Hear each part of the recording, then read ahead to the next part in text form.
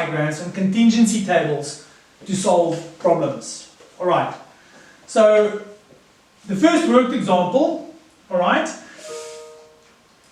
I think the first one, it says that Nadia did a survey where she was asked, okay, so worked example 1,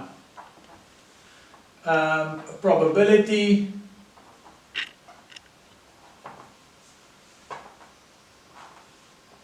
from your platinum unit 2, it is Venn diagrams,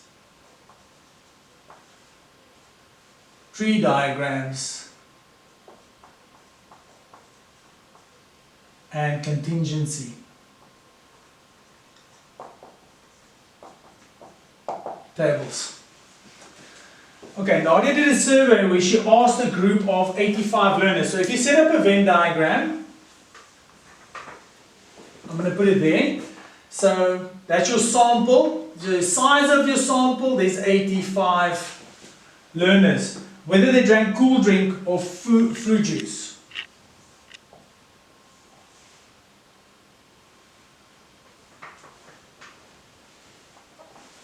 Okay, so 42 said that they drank both. So 42 of them said they do both of them. 21 said that they drink fruit juice only. And 12 learners said that they drink neither. So 12 is outside that set. Okay, now they asked me a question. Now, before the time, now I can just go and work out how many is inside there. So can I ask somebody in the class, Bachle, how many would be inside there? That will be the total number of people surveyed minus that, 52 minus these, minus 2. Which gives me 10. Okay, so now the question that we have there, they say what is the probability, 1.1, what is the probability that a learner chosen at random drinks only cool drink? Now let's ask Channing. Channing, the probability of only drinking cool drink there?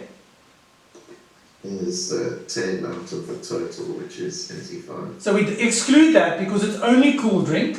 So it's 10 out of the total. Everybody happy with that?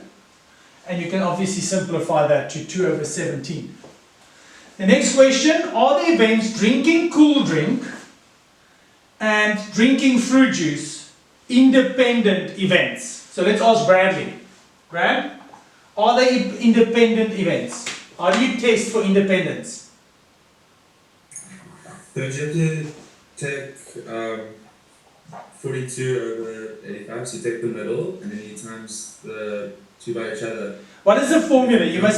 Bradley, you must first check whether the probability of this and that, in other words, if that is equal to that times that, then they are independent.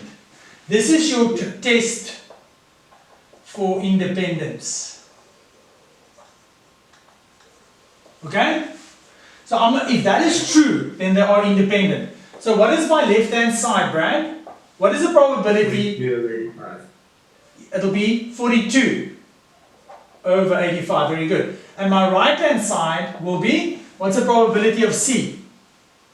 52 over 85. Correct. And then 63 over 85. Those two together.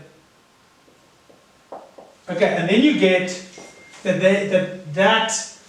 the left-hand side is not equal to the right-hand side, which means they are not independent. Okay, so that was a very easy one, guys. Obviously, you could have also set up a contingency table for this problem, where you said, like, I could make this juice and not juice in my table, and that one would be cool drink, and this one would be not cool drink, and then that will be your total column, and this will be your total column. And if you read the problem, you can fill in your contingency table and answer it accordingly.